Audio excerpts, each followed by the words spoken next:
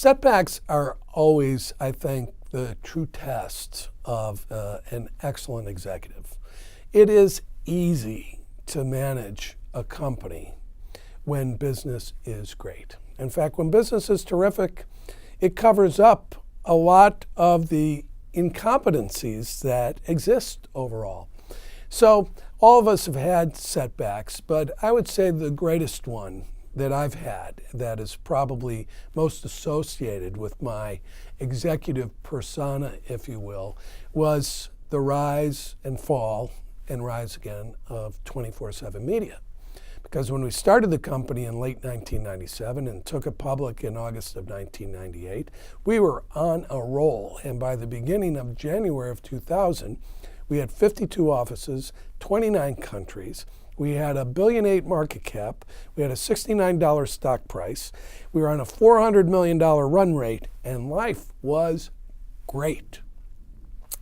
NASDAQ peaked March 10th of 2000, and from that day onward, our stock price went down almost every single day for a year. So that by the end of 2001, we had a 15-cent stock price, $15 million market capitalization. We had 200 people in North America in about 4 offices, a going concern opinion from our auditors.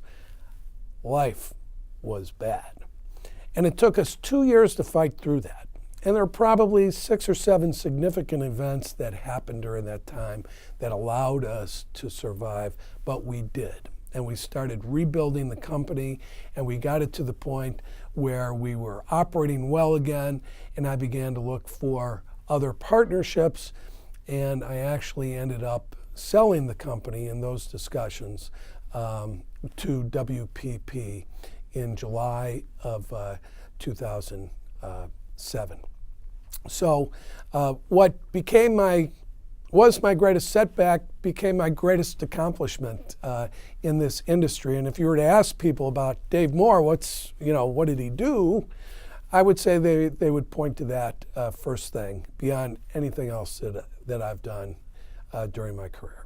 Tell us about your drive as an entrepreneur to build a company like you did, and sort of what drove you to do that, and sort of your feelings about doing that, the challenges, the accomplishments, the pain. But why did you set out to be an entrepreneur to build your own company?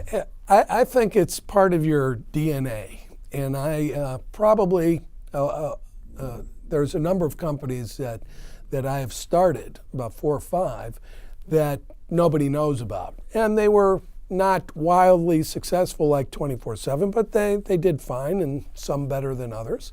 And so I always had that urge to do it, to be an entrepreneur. And I moved from the television business to Turner Broadcasting, which I thought was one of the biggest risks of my career when I was 28 years old and had no responsibilities other than myself. And while that was not a startup opportunity, the company was fairly emerging and a startup.